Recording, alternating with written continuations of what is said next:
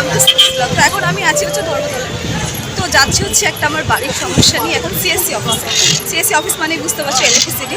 তো ইলেকট্রিসিটি কী প্রবলেম হয়েছে না হচ্ছে সব তোমার সাথে শেয়ার করবো। আর আমি জাস্ট বাড়ি থেকে বেরিয়েছি তখন কটকটে রোড, আর বাসে যেয়ে উঠেছি ব্যাস দেখো মেঘলা অন্ধকার। আজকেও মনে হচ্ছে সেই একইভাবে ঝড় বৃষ্টি। আয়কর ভবন, এদিকে এম বাজার, আর এদিকে হচ্ছে সিএসসি হাউস। তো চলো সিএসসি হাউস। এই যে আমার হাতে হচ্ছে ইলেকট্রিসিটি বিল।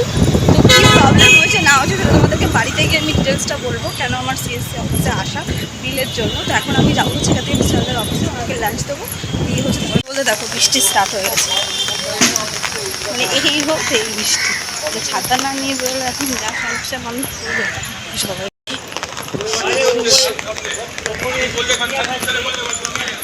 ছাতা, ব্যাগে টিফিন স্যারের জন্য হচ্ছে এদিকে আসবে।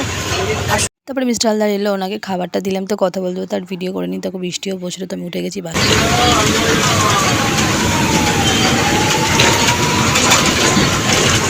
বলি যে কী কারণে আমাকে সিএসসি অফিস যেতে হলো।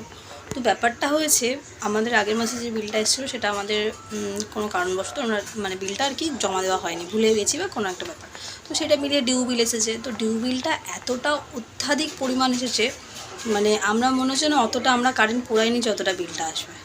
তো সেই একটা সমস্যা নিয়ে গেলাম। তো যাই হোক, এখন সমস্যাটার সমাধান হলো না, কেন ওনারা বললেন যে বর্তমান যে রেটিংটা চলছে আপনাদের মিটারে সেটার একটা ছবি আমরা দেখতে চাইছি।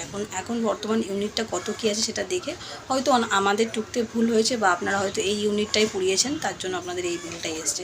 কিন্তু আমাদের ঘরের সবার একটাই মত যে আমাদের এতটা বিল কোনো দিনই আসেনি, কোনো দিন না। তো আজকের টাইমে এসেছে। যাই হোক, প্রবলেমটা সলভ হলো না, দেখি কাল পরশু বা অন্য কোনো দিন গিয়ে আমাদেরকে সেটা সলভ করতে হবে। এখন দেখা যাক, সেদিন মিটারের রেটিংটা বর্তমান রেটিংটা নিয়ে গেলেই বোঝা যাবে যে সমস্যাটা হয়েছে কি না আদৌ। তো সেটা শুধু আমার একার নয়, আমার পাশে এখানে একটু দূরে আরেকজন থাকে, সেই ভাইটার সাথেও আমার দেখা হলো। সেও আমাকে একই কথা বলছে বৌদি আগের মাসে আমার বিল এসছে 1500 টাকা, আর এই মাসের বিল চলে এসছে আমার 4000 টাকা। মানে ভাবতে পারছো জাস্ট কয়েকটা দিনের ব্যবধানে কী করে এতটা করে মানুষের মিটারের বিলটা আসছে।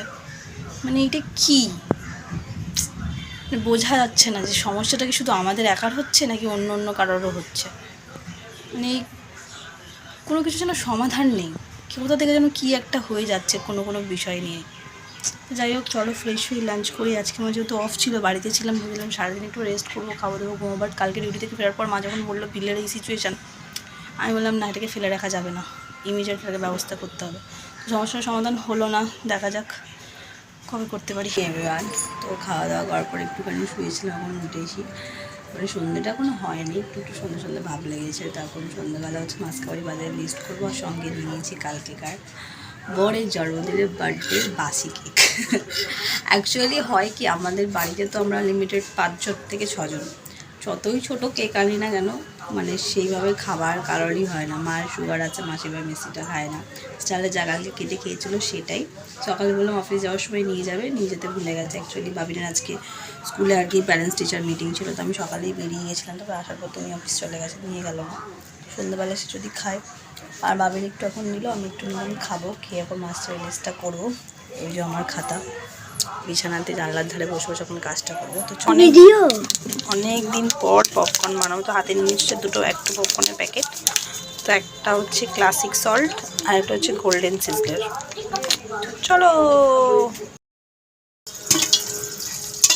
আওয়াজটা শুনতে পাচ্ছ?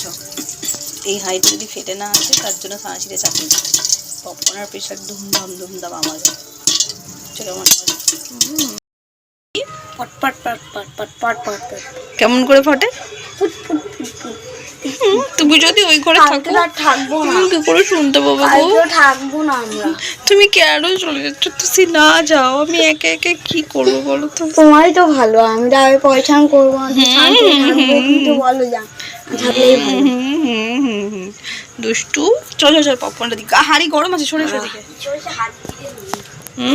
তো এই যে popcorn for her friend with this.